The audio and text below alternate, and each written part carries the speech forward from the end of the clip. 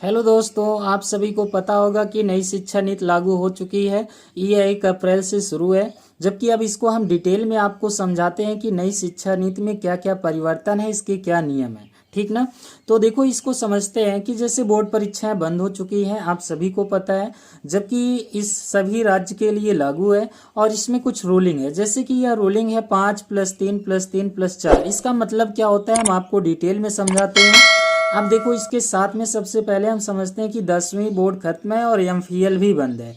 अब इन दोनों का मतलब हम समझेंगे क्या है। तो पहले समझें कि 10वीं बोर्ड खत्म है और इसका डिटेल समझते हैं। ठीक ना। तो देखो, और ये वीडियो जरूर शेयर करते रहना, सबके पास, सभी को नॉलेज होना चाहिए।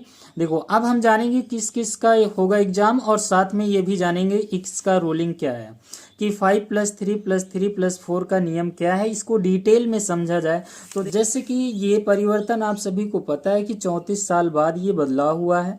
अब ये 5 का मतलब क्या है। 5 का मतलब हुआ 5 इयर्स फंडामेंटल। इसका कहने का एकदम स्पष्ट है कि जब बच्चा 4 साल का हो जाएगा तब नर्सरी में यह एडमिशन करेगा। जैसे कि आंगनबाड़ी वगैरह होते थे तो पहले ही बच्चे जाना प्रारंभ कर देते थे, लेकिन अब ऐसे है कि नर्सरी में आप 4 साल के जब बच्चे हो जाते हैं तो उनको क्लास जाना है।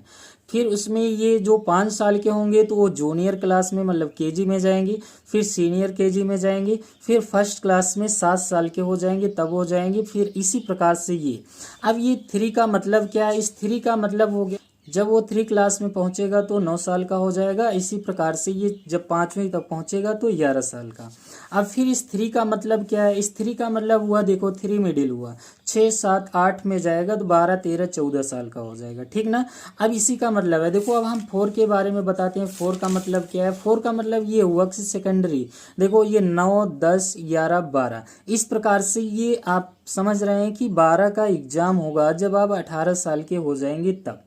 अब इसी का एग्जाम होता है। अब इसमें कुछ हम अब बात करेंगे इम्पॉर्टेंट बात। देखो, इम्पॉर्टेंट बात क्या है कि कॉलेज की जो डिग्री हो गई अब 4 साल की हो गई है। मतलब 4 साल में जैसे बीए वगैरह या बीएससी करेंगे तब आपको 4 साल लगेगा उसमें। और 10वीं बोर्ड खत्म है। एमफीएल का मतलब हम आपको अब डिटेल में समझा देते हैं। एमफीएल का मतलब जैसे मैथ हो गया, फिजिक्स हो गया, केमिस्ट्री हो गया, इंग्लिश हो गया, हिंदी हो गया, ऐसे जितने भी पार्ट हैं। इसमें ये नहीं है कि अब जैसे मैथ लिए हैं तो फिजिक्स इंपॉर्टेंट है, केमिस्ट्री इंपॉर्टेंट है, ऐसा नहीं है। आप मैथ के लेते हैं तो इतिहास भी ले सकते हैं, भूगोल भी ले सकते हैं, ऐसा इसका एमफीएल का मतलब है। ठीक ना। जैसे अभी आपने ये पढ़ते थे कि मैथ लिए हैं तो फिजिक्स केमिस्ट्री ये इंपॉर्टेंट है। अब आप मैथ लिए हैं तो बायो भी ले सकते हैं, बायो लिए हैं मैथ भी ले सकते हैं, दोनों कंपलसरी है। अब चाहे जो ले लो। ठीक ना। इस प्रकार से इसमें आपको ये नहीं करना है कि कौन सा हम सब्जेक्ट चुने। आपको जो इच्छा है, जो आपको ज़्यादा अच्छा लगता है उसको आप ले सकते हैं। इस प्रकार का एमफीएल का मतलब है। ठीक। तो ऐसे, और 10वीं का बोर्ड अब समाप्त हो चुका है। अब 1 से 5 तक का मातृभाषा आपको समझाया जाएगा और अदर भी समझाए जाएंगे, और 9 से 12 तक के सेमेस्टर वाइज परीक्षा।